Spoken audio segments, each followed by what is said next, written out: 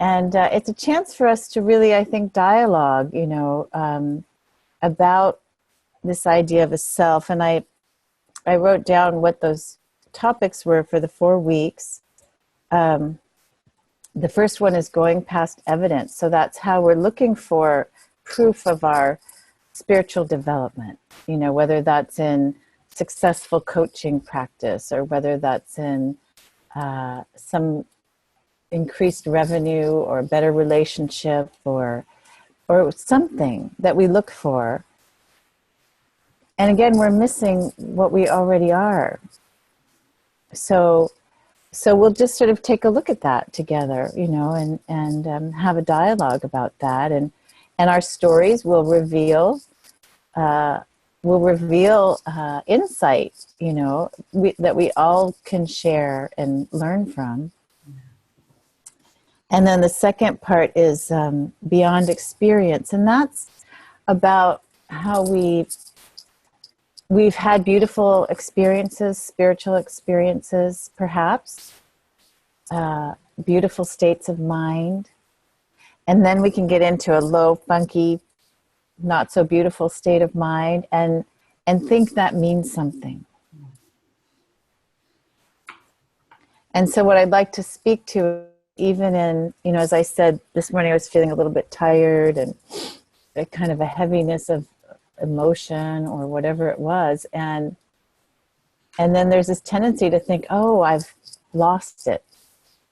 I'm out of my health, people say, or I'm not in a healthy state of mind, or I'm now X, Y, or Z, fill in the blanks. And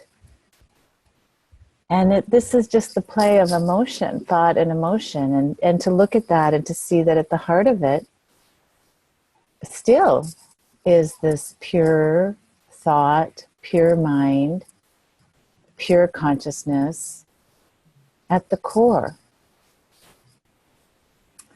And then the third episode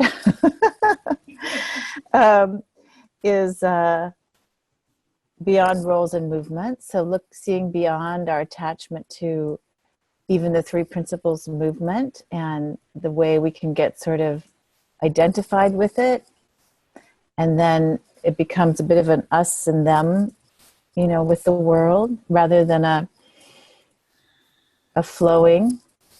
My father once talked about, I think this was in his memoirs, he talked about going around with Sid early on.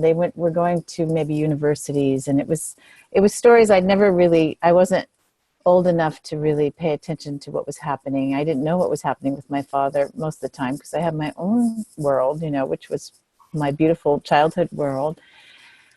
And I was reading his memoir about traveling around with Sid, and he talked about it as if it were like a dream, and Sid would go and speak with people, and he would sort of know how to speak with them. He wasn't coming from, I'm going to convert you to this methodology or this way of thinking or this spiritual path.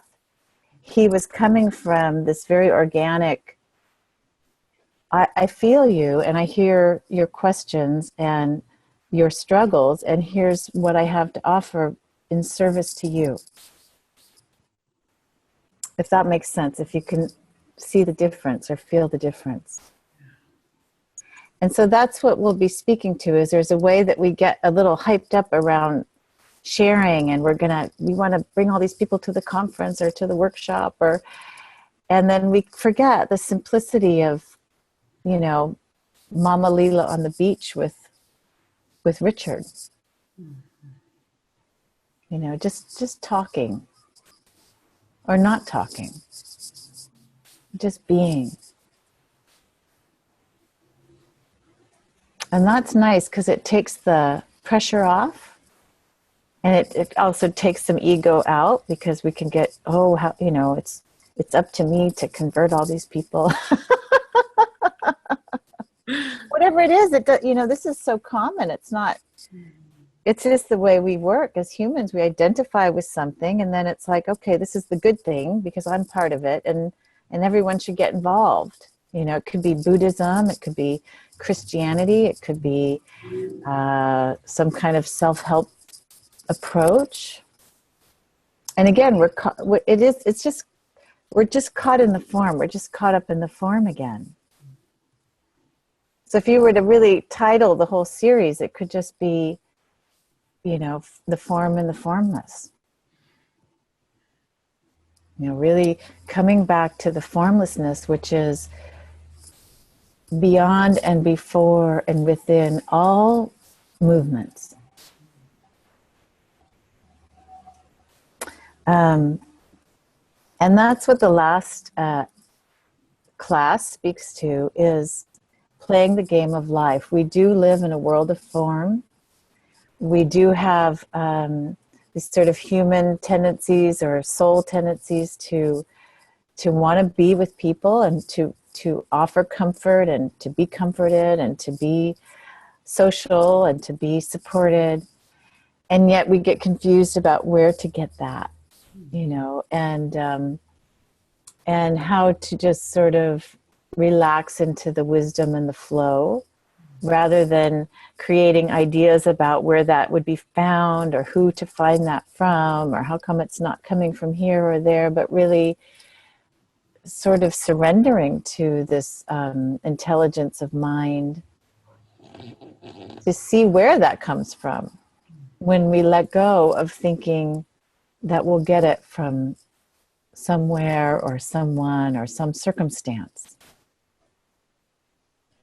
So I'm not opposed to living life, you know, and making decisions. It's just going to be about how we do that, and how we don't want to, in our pursuit of some form, whether that's a career or family situation or relationship situation, that we don't lose sight of well-being in the here and now. Because that is the only place, one, that exists, the only space and time that actually exists, we could say appears to exist, and therefore the only space and time in which well-being can be found. Fulfillment, well-being, gratitude, love, appreciation, you know.